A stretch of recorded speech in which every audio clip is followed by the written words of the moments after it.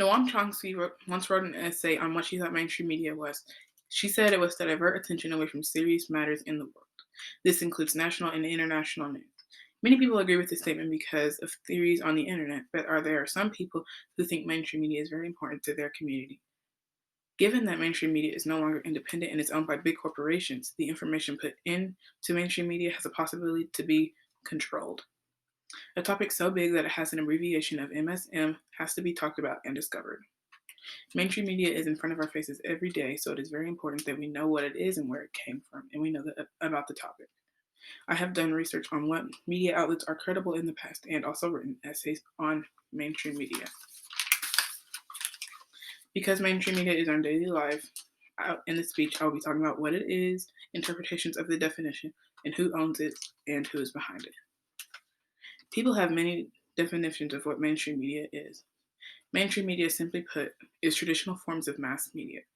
It can easily get to everyone and is almost put everywhere. James Webb says about 27 TV channels show mainstream media without cable.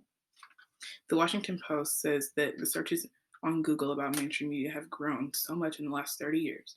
In 1970, there were almost zero searches, and now the numbers are unfetchable. Mainstream media is also meant to impact the public. Cambridge Dictionary says that mainstream media addresses accepted news, which means the opinions that most people can agree with.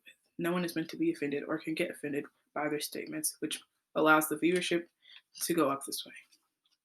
The dictionary mentions what some outlets of mainstream media are, which is traditional newspapers, TV, the radio, etc. Mainstream media has been around longer than any social media, so it is very dependable in some people's eyes. Alternative media is almost the opposite, which some people can get confused with. Nikki Lamarco says it is not big corporation owned, which means there is less exposure and is more independent. Alternative media targets minorities and addresses more serious topics. And addressing more serious topics is okay because it can get less negativity because less people are watching it. There are no contracts with companies when it comes to alternative media, so there's no conflict of interest. They can say whatever they want. Alternative media also seems to seek change politically and socially. The definition of mainstream media is so depth, so there are many interpretations of what people can think about it. Some people believe that it is used for more than news. The age is older and younger people do not watch it because of social media. Mainstream media attracts millions a day. Katerina Iwamatsu shows a graph that 65-year-olds and older regularly watch mainstream media.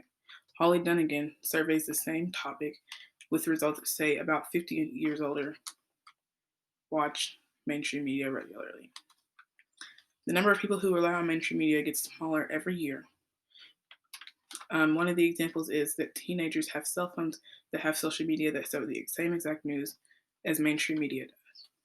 Amy Watson does a survey that says about 20% of people think that mainstream media is never about money and always about true information. Mainstream media is also meant to attract the lower denominator citizens who are interested in entertainment over facts. In 2016 to 2017, Katerina says that the amount of people watching has went down from 57% to 50%. Mainstream media also may not talk about important topics. Noam Chomsky, as in the intro, says that it may divert attention away from the serious matters going on in the world. The Cambridge Dictionary says that mainstream media completely ignored the Black Lives Matter protests and only addressed topics that people would agree with. If mainstream media is only generally accepted info, that means any topic that is very deep, cannot address the overall truth because there are people who are going to be upset about it. Info release could be for money when it comes to mainstream media. James Weber says that mainstream media is hard to avoid because of all the financial support.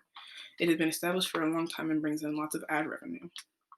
Companies who buy news outlets always start with money so they are able to buy the ads. The thing is, how much money is actually being put into mainstream media to make people think that it is a blockade of putting true information into it? General Electric and Westinghouse have a big contribution to mainstream media. GE owns two of the three big news outlets, which are NBC and MSNBC. GE is worth $157 billion in the overall company, and a lot of that goes towards their media. Westinghouse owns 82% of CBS, which is the third biggest media outlet. Billionaires usually own American news media companies. Forbes says that Michael Bloomberg, which is a very rich man, owns the well-known Bloomberg LP and Media. Jeff Bezos with Amazon, which is the largest online shopping website in our country, owns a big part of the Washington Post. Today I discussed what mainstream media is, the perceptions of the definition, and how much it is actually worth. In conclusion, mainstream media can be perceived in many different ways. Money is very important to the viewership and popularity. Everyone should be educated on what it is and how it affects our daily life.